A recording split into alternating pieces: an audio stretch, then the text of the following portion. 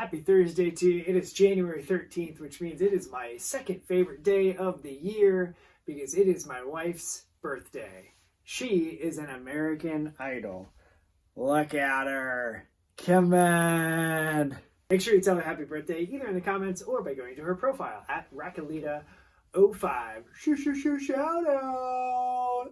I am obnoxious. These are 3 things that I have been reading, listening to, and watching this past week. All of them are going to be tied to my wife in one way or another. We'll start out by listening. My wife and I listen to very different music. I listen to happy, dancey, indie pop button pushers, as she calls them. She listens to what I listened to in high school.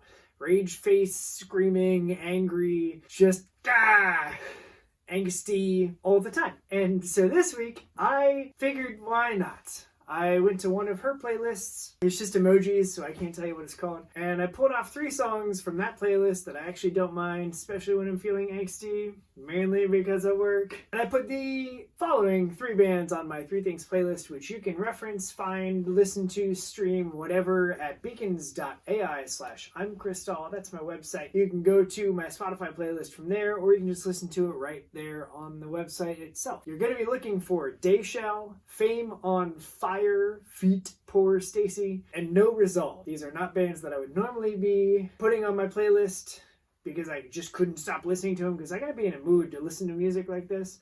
And today I just happened to be in a mood because it's her playlist and it's her birthday. So those are 3 bands that I have been listening to this week, and now you can listen to them. Just be prepared to turn it up and get angry. Blah!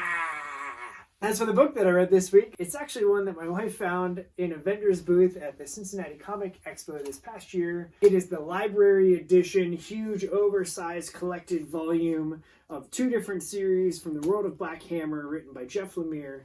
One of them is illustrated by David Rubin, who I love.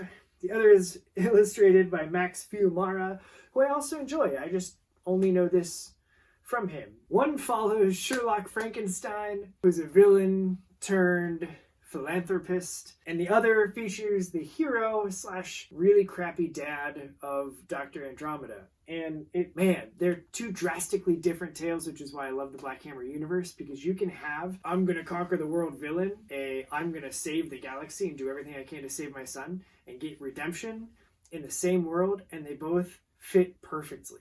And they're tie-ins to the larger universe that Jeff Lemire and Dean Ormstrom have created, which just make it fantastic. And I love big books, and this one's freaking huge.